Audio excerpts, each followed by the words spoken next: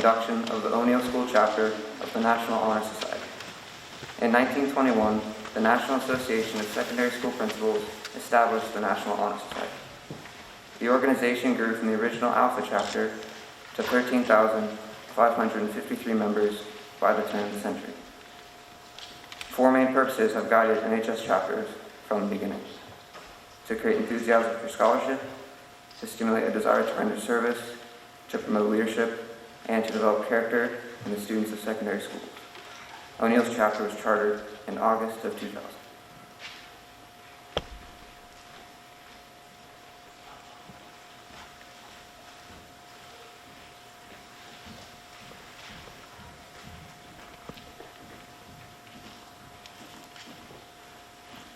According to a formula often cited by former O'Neill teacher and administrator Alice Robbins, character is who you are and what you do when no one is watching. A person of character is defined by a rich combination of respect, fairness, honesty, and courtesy. Not pretending to be perfect, an honorable student accepts criticism graciously and resolves to learn from past mistakes.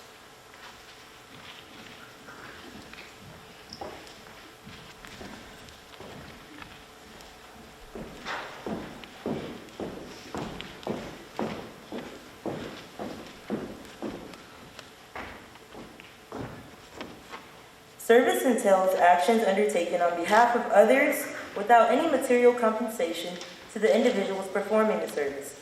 The National Honor Society values the contributions a student makes to school, classmates, and community, as well as the student's attitude towards service.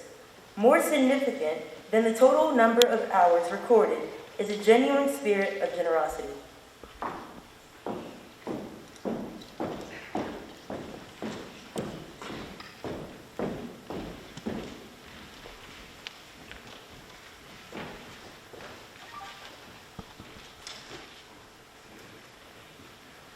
Many National Honor Society members also display leadership within student organizations. Others demonstrate the qualities of leadership, which are responsibility, motivation, initiative, organization, and character in their various activities throughout the school. Whether in classrooms or athletic fields, such students both exemplify positive attitudes themselves and inspire positive behavior in others.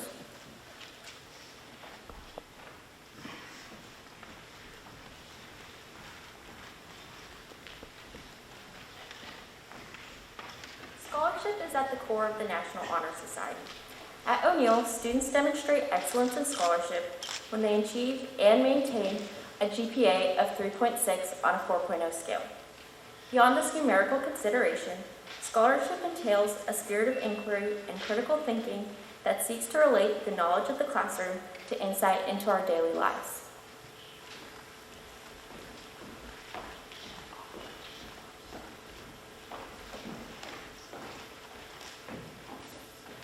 Today's guest speaker is head of upper school, Mr. Matt Peel.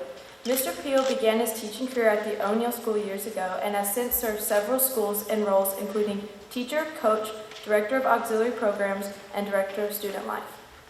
Mr. Peel earned his bachelor's degree in history from the University of Georgia and his master's degree from Columbia University. He is the husband of Lauren, middle school teacher/coach extraordinaire, and the father of AJ, Abby, and Anderson. Mr. Peel is also an avid sports fan and unapologetically loves the Bulldogs and Braves. When he is not at school, he is most likely being told no by an unruly toddler or getting eye-rolled by his preteen children.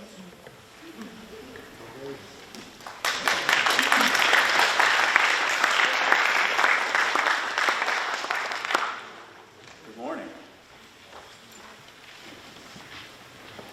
Good morning, parents, family members, faculty, staff, and students. I'd like to start by welcoming all of you in attendance this morning. The National Honor Society is an invitation-only organization, and the honor of being inducted is significant. Students, you didn't have much of a choice to be here this morning, but several in this room did. And I'm glad you're able to be here this morning to share this experience with your loved ones. Now, as I've told our students, parents, I've never met a microphone I didn't like. So, if I start rambling, I apologize, and that is a possibility. I'm a big fan of the late 1990s, early 2000s TV show, The West Wing. I know Coach Brace shares that love and affinity with me. If you're unfamiliar with the show, well, shame on you. Just kidding. In general, the show revolves around the President of the United States and his senior level advisors and directors. I could spend the remainder of my time discussing the show, but that would miss the mark on this day. However, there is one moment from the show that I would like to focus on for today. In Season 1, Episode 2, the show begins with what is seemingly a benign, routine meeting of the President's staff. They're discussing a number of things, but at one point the conversation turns in such a way that one of the staff members argues that aspects of the President's behavior are turning off certain members of the electorate. In particular, CJ, the press secretary, theorizes that because the President made a joke about cowboy hats, that they in fact lost the state of Texas on Election Day. In that moment, Martin Sheen, who is President Josiah Bartlett, turns to CJ and says, CJ, on your tombstone, it is going to read post hoc ergo propter hoc. Now, she, of course, had no idea what that meant. Post hoc ergo propter hoc. Any Latin majors out there? Anybody? Now, I did not major in Latin, but I did stay at a Holiday Inn last night, so I can tell you what this means. Post hoc ergo propter hoc translates to after it, therefore because of it. Post, meaning after, hoc, this thing, ergo, therefore, propter, meaning because, and again, hoc, this thing, after it, therefore because of it. Or put another way, one thing followed the other, therefore it was caused by the other. An example might be, my shoe came untied, and then I tripped. Therefore, my untied shoe caused me to trip. Or, I wore my lucky socks for the tournament this weekend, and because I did, we won the championship. On the surface, this Latin saying has merit. Your untied shoe could have caused you to trip. However, the saying isn't always true. We all know that correlation isn't necessarily causation. You may have just tripped because you're clumsy. And you most likely won the game because the hours of preparation you put in prior to the contest. I can assure you, your socks did not score any points. In the West Wing, one person is arguing that the President lost the state of Texas because he made a joke about cowboy hats during the election. The President, keep in mind, who was highly educated, a Nobel Prize-winning economist, and a Democrat on the show, contradicts her, saying that no, he actually lost the election when he learned how to speak Latin. Now, knowing full well that this saying is a logical fallacy and almost never rings true, I'm actually going to spend the next few minutes arguing that in one way, specific to this day, I believe it is true. Today, you are being inducted into the National Honor Society because of the scholarship, service, leadership, and character that you have displayed during your time at O'Neill. This thing, induction, has come after all of that hard work, and it is directly related to and has been caused by that hard work. Here are a few stats for you to consider about this group. Collectively, this group has an overall GPA of 3.95. On our 4-point scale, that is an average grade of roughly 95. This grade does not exist in a vacuum. Rather, it is the product of hundreds of hours spent taking notes, reading, researching, and working towards exceptionalism. There have undoubtedly been obstacles and even poor grades, but you have persevered. You have risen above. And because of those things, here you are. Collectively, this group has served a total of 430 community service hours. Routinely, I ask you to be good and do good. Right, do good. See, parents, they can be trained. And what an amazing amount of good you have done. Outwardly, you have served your local communities in a variety of ways. You have built houses, served or packaged food, cleaned up spaces, written notes to the lonely, and celebrated the brave. In our own O'Neill community, you have served by partnering with little ones in the lower school, sold all the candy and chicken minis, and cleaned and even built spaces on campus and hosted the best Halloween carnival around. You have indeed done good. And because of those things, here you are. Collectively, this group holds close to 30 different leadership positions within this school. And we have one Eagle Scout to boot. You are student forum members, class representatives, club presidents, team captains, and leadership academy members. Not only do you lead in name, but you lead by example. You set a path for others to follow, and because you have done so, here you are. Finally, collectively, you all have demonstrated exemplary character. Most people have heard, and it was also used in the introduction earlier, most of you have heard the quote, "Character is what you do when no one is watching." I like that. But in a conversation earlier this year with Coach Mack, or Charlie McCarney for those of you who don't know him, he said it in a different way, one that resonated with me. He said, "Character is what you do when everyone is watching." That made me think. And I think this might be the best way to view character. Doing the right thing is especially difficult when those around you aren't.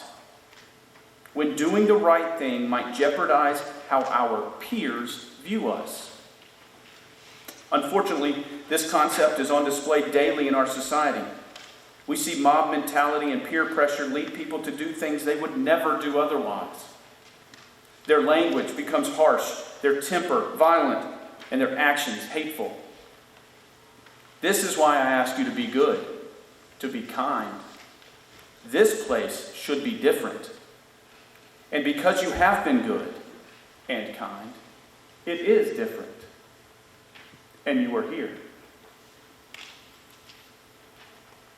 But the challenge ahead of you is just beginning. Your accomplishments have led you only as far as this moment.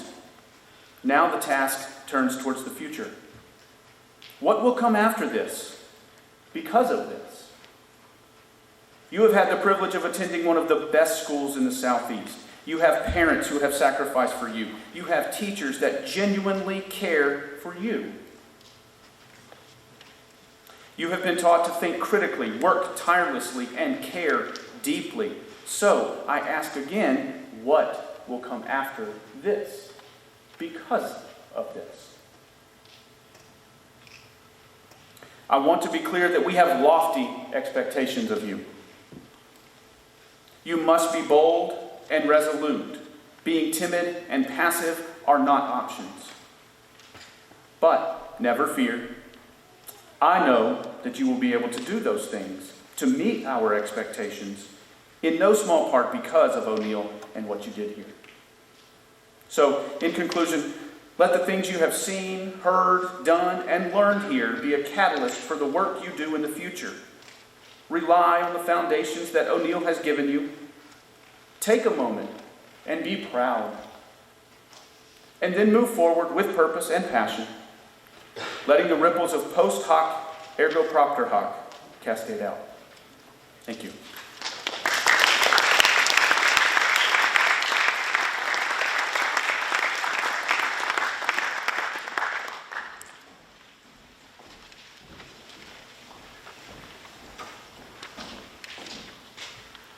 Thank you, Mr. Peel.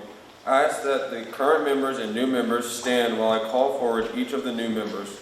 Each new member will sign the official registry, then return to his or her seat. Please hold your applause until all members have been called. From the senior class, Alexandra Barnwell.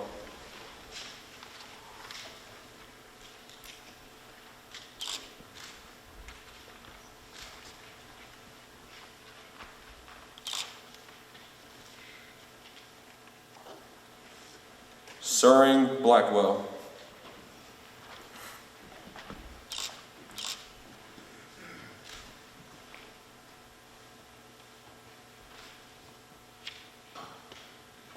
Jake Hanley.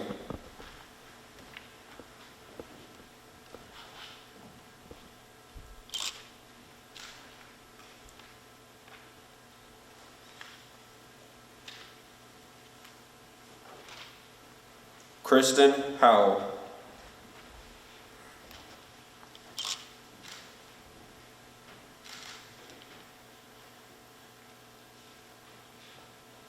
Jacob Lemons.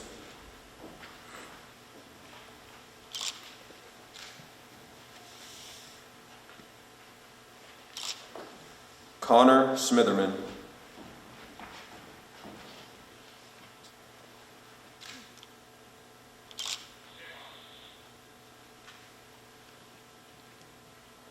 And Madeline Faswani.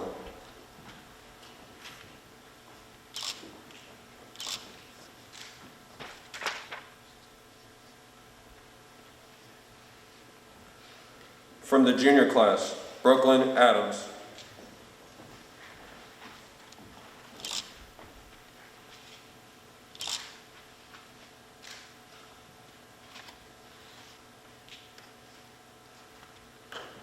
Maxwell Epstein.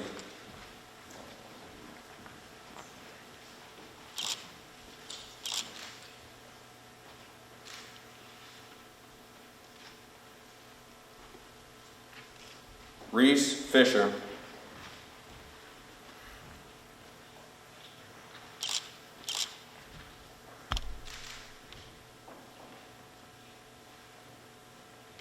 Alexandra Lappel.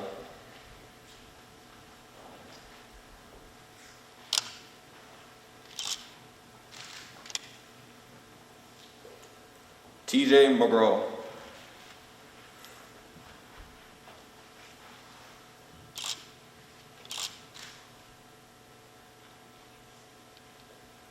Kanye McKeithen.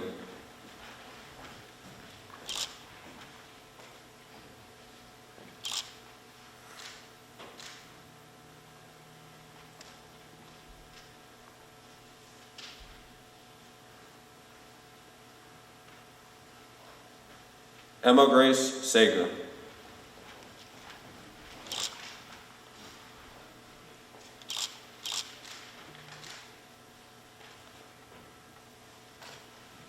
And Oliver Simpson.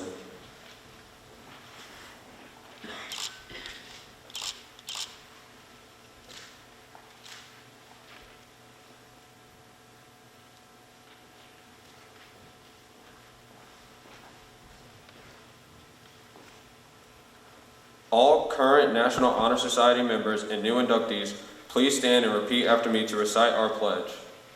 I pledge myself to uphold the high purposes of the National Honor Society, to which I have been selected. I will be true to the principles for which it stands. I will be loyal to my school. I will maintain and encourage high standards of scholarship, service, leadership, and character.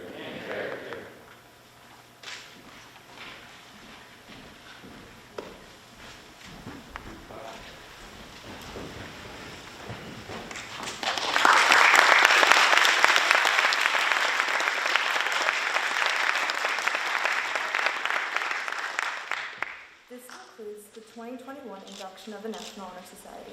New inductees and their parents are invited to a reception outside in the atrium. Thank you very much for joining us.